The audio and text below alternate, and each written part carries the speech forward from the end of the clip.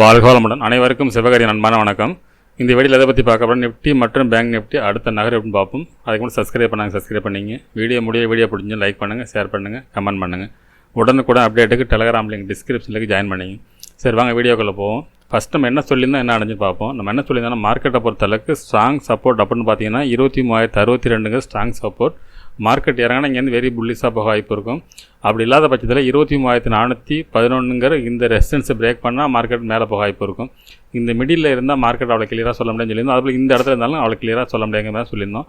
அதுபோல் பார்த்திங்கன்னா இந்த ஃபஸ்ட்டு சப்போர்ட் கொடுத்தோம் 23,233 மார்க்கெட் அதை பிரேக் பண்ணல. அதுபோல் ஃபஸ்ட்டு ரெசிஸ்டன்ஸ் வந்து நான் 23,411 கொடுத்துருந்தோம், அதுவும் பிரேக் பண்ணல. இந்த பிடியின் இடையிலே முடிஞ்சிருச்சு. சரி, ஓகே. பேங்க் நிஃப்டி என்ன சொல்லியிருந்தான்னு பார்ப்போம். ஃப்ரெண்ட்ஸ், பேங்க் நிஃப்டியை பொறுத்தவரை என்ன சொல்லியிருந்தோம், 48,906 ஸ்ட்ராங் சப்போர்ட். இதுலேருந்து பையிங் ஆகிறது வாய்ப்பு இருக்கும். வெரி புல்லிஸாக இந்த இடம் வந்தால் மார்க்கெட் போக வாய்ப்புன்னு சொல்லியிருந்தோம். அதே சமயத்தில் மார்க்கெட்டை பொறுத்தவரைக்கு பேரிஸ்னால் 48,335 தான் கொடுத்துருந்தோம். இந்த இடத்துக்கு கீழே போயிருந்தால் மட்டும் இறங்க வாய்ப்புன்னு சொல்லியிருந்தோம். இந்த இடைப்பட்ட பகுதியில் கொஞ்சம் குழப்பமாக இருக்குமே சொல்லியிருந்தோம்.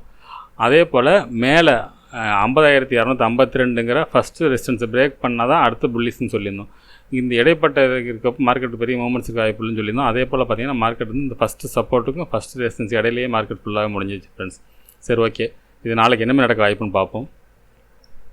ஃப்ரெண்ட்ஸ், இப்போ நிஃப்டி சார்ட் வச்சுருக்கேன். ஃபஸ்ட்டு எல்லாம் திரும்ப பண்ணிவிடுவோம். இப்போ நம்ம டே கேண்டில் பார்த்தோம். இப்போ டே கேண்டில் பார்த்தோம்னா இது வந்து நம்ம ரெசிஸ்டன்ஸ் லெவலில் மார்க்கெட் வந்து இந்த கேண்டிலோட ஒரு ஷூட்டிங் ஸ்டார் எடுத்தேன். ரிவர்சல் கேண்டில் தான் இந்த கேண்டிலை பொறுத்தளவுக்கு. அதுக்கு அடுத்து இது கிட்டத்தட்ட இது ஷூட்டிங் ஸ்டார்னு சொல்ல முடியல, ஒரு ஸ்பின்னிங் டாப்னு சொல்ல முடியல, அந்தமாதிரி கேண்டில் போட்டிருக்காங்க. மார்க்கெட்டை பொறுத்தளவுக்கு இன்னையோட லோ இதை பிரேக் பண்ண பட்சத்தில் செல்லிங் வர வாய்ப்பு இருக்கும். அதே சமயத்தில் மேலே ஹையை பிரேக் பண்ண பட்சத்தில் கண்டினியூ அடுத்த பையிங் இருக்க வாய்ப்பு அப்படிங்கிறது தான் டே கேண்டில் இண்டிகேட் பண்ணுது. சரி, ஓகே. நம்ம 15 மினிட்ஸ் வச்சு பார்ப்போம் என்ன மாதிரி மூவ்மெண்ட்ஸ் இருக்க வாய்ப்புன்ட்டு. ஃப்ரெண்ட்ஸ், பார்த்தீங்கன்னா 15 மினிட்ஸ் வச்சுருக்கேன். இதில் பார்த்தோம்னா 23,179க்கும் 23,150 இடையில ஒரு நிமிஷம் அதை மார்க்கை பின் பண்ணிடுவோம், அப்போ தான் புரியும். இதுக்கும் இந்த இடையில பார்த்தோம்னா எல்லோ ஜோன் தான் ஃப்ரெண்ட்ஸ். இந்த இடத்துல போடலாம். பக்கத்தில் பார்த்தா அடுத்தடுத்து இருக்குது. இப்போ 23,180 23,148 இந்த எல்லோ ஜோனை பிரேக் பண்ணால் மட்டும்தான் மார்க்கெட் பாலாக வாய்ப்பு இருக்கும். அப்படி இல்லைனா இங்கேருந்து மார்க்கெட் அப்சைடு திரும்புறதுக்கான வாய்ப்பு ரொம்ப அதிகம் ஃப்ரெண்ட்ஸ். இந்த இடத்த பிரேக் பண்ணிட்டோம்னா மார்க்கெட் அடுத்து ஃபால் வரதுக்கான வாய்ப்பு ரொம்ப அதிகம். அடுத்த சப்போர்ட்னு பார்த்தோம்னா இப்போ 2 சப்போர்ட் போட்டிருக்கோம். 23,180 23,148 30 பாயிண்ட் வித்தியாசத்தில் இருக்குது. அதுக்கு அடுத்த சப்போர்ட்னு பார்த்தோம்னா 23,040. அதுக்கு அடுத்தது பார்த்தோம்னா 22,904 அப்படிங்கிறது அடுத்த சப்போர்ட்டாக இருக்குது. இது 3 மட்டும் போட்டுப்போம். அடுத்த ரெசிஸ்டன்ஸ்னு பார்த்தோம்னா இன்றைக்கி போன ஹை, நேற்றோட ஹை தான் நமக்கு ஃபஸ்ட்டு ரெசிஸ்டன்ஸாக இருக்கும். 23,411. அதுக்கு அடுத்தது எல்லாமே ரவுண்ட் ஃபிகர் தான். 23,500 600 700 எல்லாமே ரவுண்ட் ஃபிகரில். ஏன்னா இதுக்கு மேலே ஆல் டைம் ஹை. அது வந்து நம்ம அடுத்த ரவுண்ட் ஃபிகர்லலாம் மார்க்கெட் ரியாக்ட் ஆகும். ஓகே ஃப்ரெண்ட்ஸ், இந்த லேபிள் வச்சாச்சு. இப்போ என்ன மாதிரி மூவ்மெண்ட்ஸ் இருக்குது வாய்ப்புன்னு பார்த்தோம்னா என்னோட பாயிண்ட் ஆஃப் வியூவில் திருப்பியும் புல்லிஸ் இன்னும் நான் பேரிஸ்குள்ளே போகலை. மறுபடியும் சொல்கிறேன், இந்த இடம் தொட்டால் மார்க்கெட் இந்த இடத்துக்கு புல்லிஸ் போகிறது வாய்ப்பு இருக்கும். அதே சமயத்தில் மார்க்கெட்டை பொறுத்தளவுக்கு இந்த 23,411 மேலே இந்த ஃபஸ்ட்டு ரெசிஸ்டன்ஸை பிரேக் பண்ணும் பட்சத்தில் மார்க்கெட் வந்து அடுத்த புல்லிஸ் வர வாய்ப்பு இருக்கும். இது மார்க்கெட் ஓப்பனை பொறுத்து தான் நம்ம அடுத்து முடிவு பண்ணலாம்.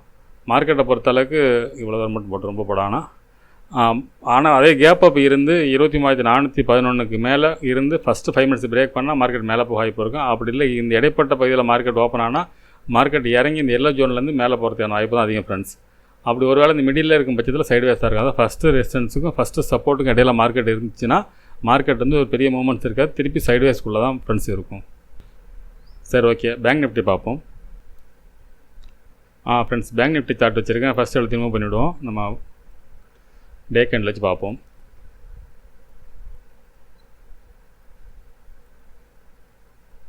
ஃப்ரெண்ட்ஸ், பார்த்தீங்கன்னா இப்போ இந்த ரெசிஸ்டன்ஸ் லெவலில் இது வந்து ஷூட்டிங் ஸ்டார். அதுக்கு அடுத்து ஒரு ஸ்பின்னிங் டாப் தான் போட்டுருக்காங்க. கிட்டத்தட்ட டோஜி ஸ்டைலில் தான் போட்டுருக்காங்க.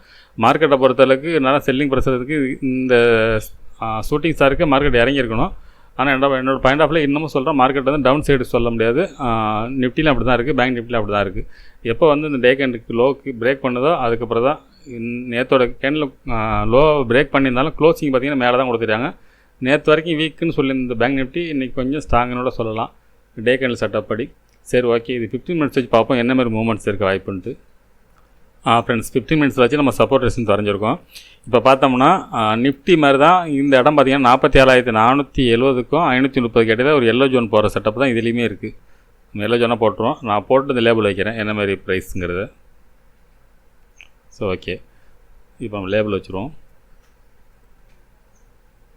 49,530 ஃபஸ்ட்டு சப்போர்ட்டு, அடுத்த சப்போர்ட்டும் அது பக்கத்துலேயே தான் இருக்குது. இதுக்கு ஒன்றும் பெரிய வித்தியாசம் இல்லை.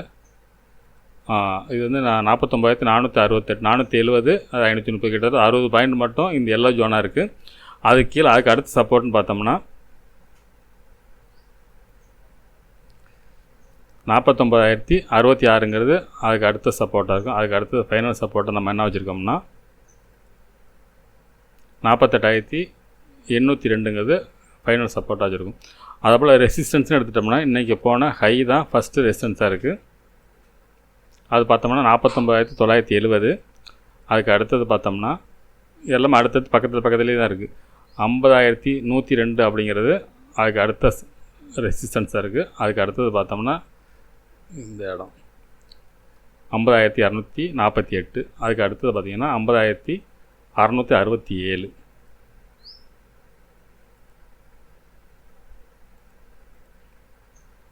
ஃப்ரெண்ட்ஸ் அதுக்கு அடுத்து பார்த்திங்கன்னா 51,134ங்கிற ஆல் டைம் ஹை.